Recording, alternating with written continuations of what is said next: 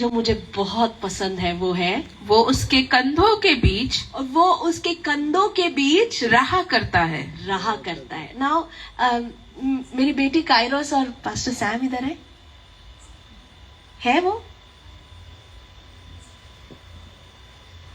अच्छा, कोई बच्चा है और कोई पिताजी है यहाँ पर?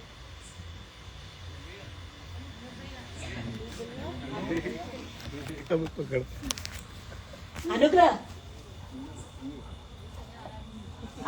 बहुत छोटी है। कमान कोई तो आ जाओ।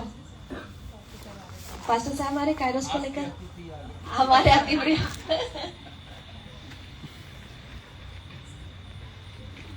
ओके। और वचन कहता है कि ये बेंजामिन जो परमेश्वर के अति प्रिय है, वो उसके कंधों के बीच उसके कंधों के बीच क्या करेगा? रहा करता है। रहा करता है। वाओ! इसका स्थान कहाँ पर है? परमेश्वर के कंधों के बीच। मतलब ये जहां गए वो परमेश्वर के साथ, उसके कंधों के बीच में जहां जहां गए वहां कंधों के बीच, कोई चिंता नहीं, कोई परवाह नहीं, कोई दर्द नहीं, कोई तकलीफ नहीं। ये जो है ना, एक गहराई का रिलेशनशिप बताता है, एक intimate, close, deeper relationship with God. और ये ब्लेसिंग हमें चाहिए कि आप और मैं उसके कंधों के बीच में निवास करें। आमीन। कितने लोग चाहते हैं इस बात को? I want to dwell between his shoulders. And that is the blessing that I desire for you all. कि आप उसके कंधों के बीच रहें। एक ऐसा रिश्ता जो कोई अलग ना कर सके, एक ऐसा रिश्ता जिसको कोई दूर ना कर सके, बस आप और परमेश्वर, very close, very close, very close. Thank you.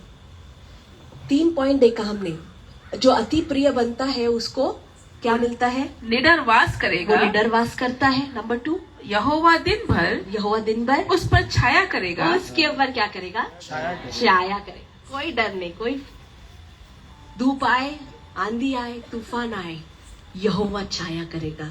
Number 3, वो उसके कंधों के बीच में क्या करेगा? रहा करेगा।